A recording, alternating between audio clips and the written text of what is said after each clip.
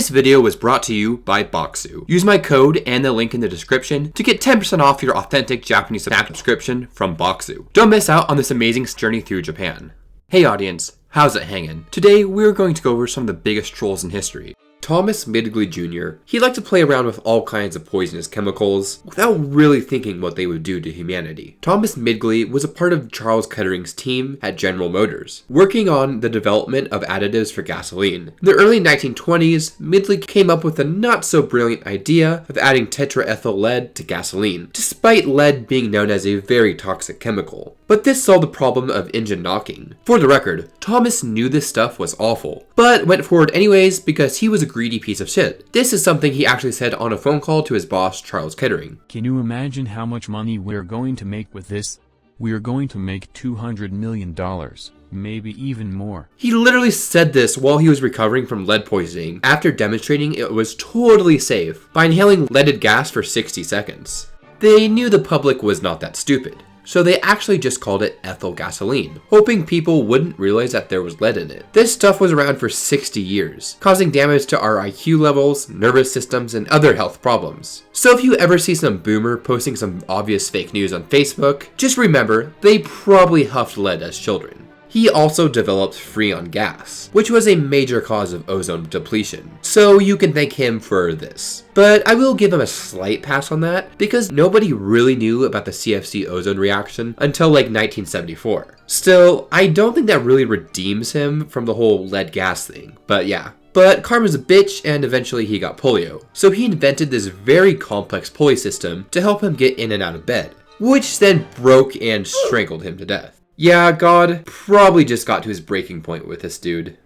Diogenes of Sinope was also pretty whack. Basically, he was this ancient Greek philosopher, one of the OG cynics, who made a point of being homeless and living among stray dogs on the streets. So a sight not too out of the ordinary for my fellow Washingtonians. He was known for walking around in broad daylight with a lantern, claiming to be looking for a good man. When some smart-ass philosopher would approach him, claiming to be a good man, Diogenes would then beat him brutally with a stick. He would also start doing a fairly eloquent public speech. Then when a crowd gathered, he would promptly, something that will get this video demonetized. When Alexander the Great was at his prime, he conquered the town where Diogenes was at. Alexander was excited to speak with Diogenes, and upon meeting the famous philosopher, offered Diogenes anything he desired. Diogenes' response was along the lines of, "Okay, great, move to the left, you're blocking my sunlight." To which Alexander replied, "If I were not Alexander, I would rather be Diogenes." One time Plato happened to be giving a lecture on the nature of the human race. Right as Plato concluded that humans can be classified as featherless bipedal animals, Diogenes burst in with a plucked chicken.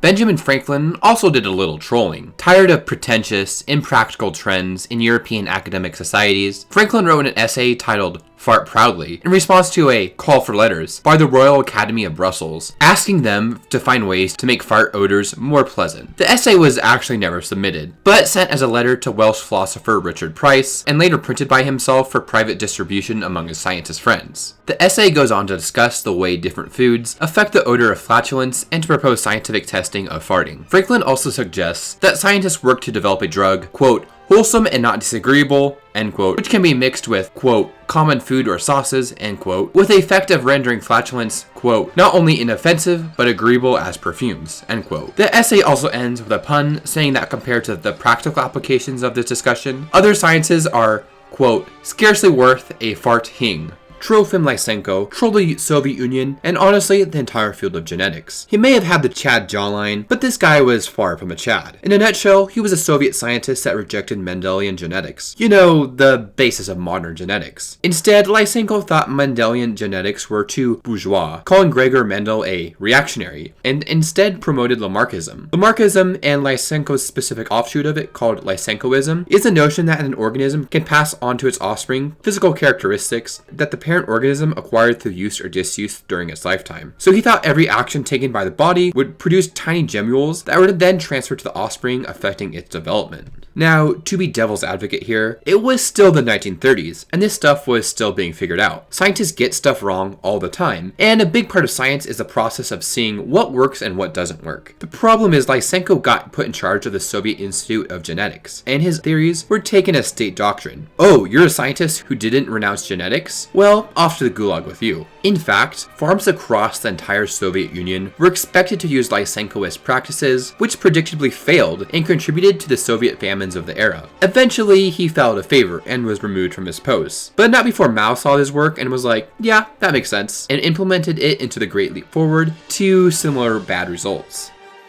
Before we end, I would like to thank our sponsor, Boxu. Boxu is an amazing brand that sends authentic Japanese snacks and tea pairings straight to your doorstep. Every month, you will be sent a different box with a different theme. The first one you get is Seasons of Japan, which is basically an introductory year-round taste tour of Japan. Opening it up here, you can see there's a pretty huge variety in the kinds of treats they have. They have things from red bean crackers to peach biscuits to chili oil chips. Now, I'm a man who loves some tea, so I was pretty hyped when I saw the Ashigara green tea in here. It has a kind of sweeter taste to it. 10 out of 10 would definitely recommend. There's so much in every box, so it's great to share with your friends and family. Trust me, my roommates certainly appreciated it. You can learn a lot about Japanese culture from Boxu with a culture guide that comes in every box. What I thought was really cool was this map right here that shows you the Japanese prefecture each item comes from. My favorite part of the box was the mini red bean crackers. So you can see the culture guide here, it tells you a little bit about them. For example, this was based off of shiruko, a traditional Japanese dessert of sweet red bean porridge. Along with that, you can find information regarding the flavor and allergen content of every item, which is pretty helpful when going through the box for the first time. Use my code LOGAN10 and the link in the description to get 10% off your authentic Japanese subscription from Boxu. Don't miss out on this amazing snack journey through Japan.